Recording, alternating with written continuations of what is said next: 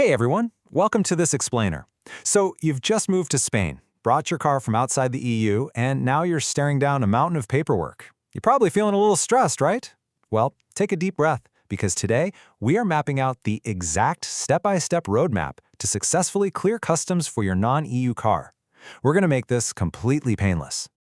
Okay, let's dive into this. Here is our roadmap for today. First, the customs goal. Second, the two paths. Third, required documents. Fourth, filing your DUA form. And finally, the H1 certificate outcome. I promise you, having this roadmap makes the whole Spanish bureaucracy thing an absolute breeze. Let's get to it. Step 1. The customs goal. Understanding the basics. Because before we do anything else, we really need to understand what we're actually trying to achieve at the border. To kick things off, we need to learn two super important Spanish acronyms. First up is the DUA.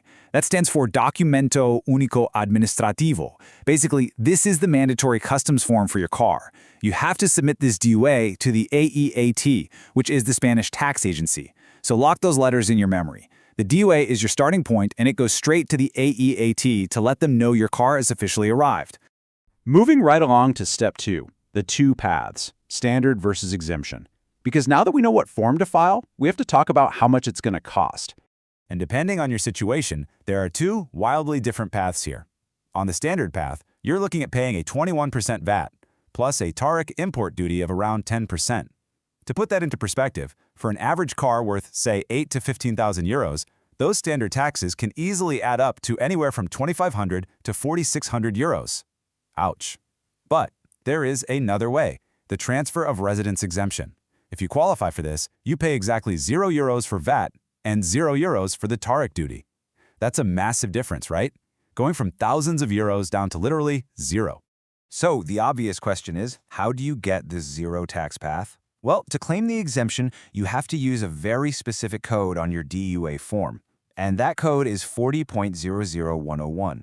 But, and this is a big but, you must strictly meet 5 specific conditions laid out in EU Regulation 1186/2009. If you've moved your primary residence to Spain and you check every single one of those 5 boxes, you can use that code and save yourself a ton of money.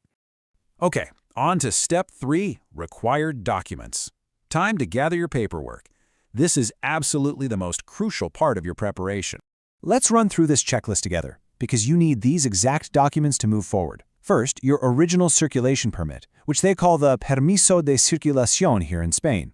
Next, your invoice or sales contract, your factura or contrato. Third, proof of your car's entry into the EU. This could be a ferry ticket or your green card, known as the Carta Verde. Fourth, your personal ID, so your TIE or DNI. And lastly, your COC, the Certificate of Conformity, if you happen to have one. Get all of this together before you do literally anything else. All right, step 4, filing your DUA form.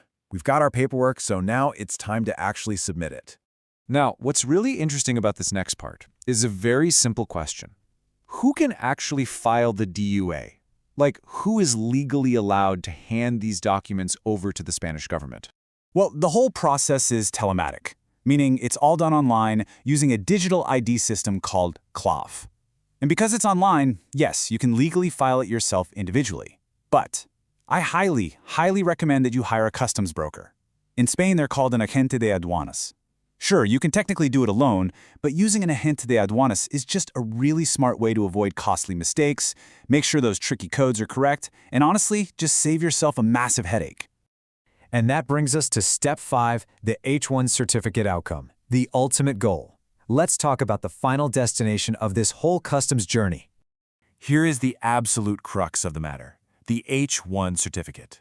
The H1 is your official proof of legal customs clearance, and I really want to emphasize this. Without this H1 document, your car is basically stuck. You absolutely cannot move forward. You literally need the H1 to go to the ITV for your technical inspection, you need it for the IEDMT registration tax, and you need it at the DGT traffic office to get your Spanish license plates. The H1 is your golden ticket. And you know, this perfectly highlights why all that preparation we just talked about is so vital. Because if you followed the checklist and all your documents are perfectly in order, the AEAT actually processes this surprisingly fast. We're talking same-day fast or within 24 to 48 hours. When you do it right the first time, it's incredibly quick. Just a quick final note. This is informational only, not legal advice. Always check the official source and consult a customs broker for your specific case. Thank you so much for joining us. Navigating Spanish customs can seem a bit intimidating at first, but with the right paperwork, you're well on your way. So, what do you say? Are you ready to conquer the bureaucracy and finally get your car out onto those beautiful Spanish roads? Best of luck out there. That was a quick overview. On our website you'll find step-by-step guides to many procedures, the Padrón, the health card, the NIE, the TIE, legalization, and more. The link is in the description. And if you get stuck, message our Telegram bot. We'll walk you through for free, step by step.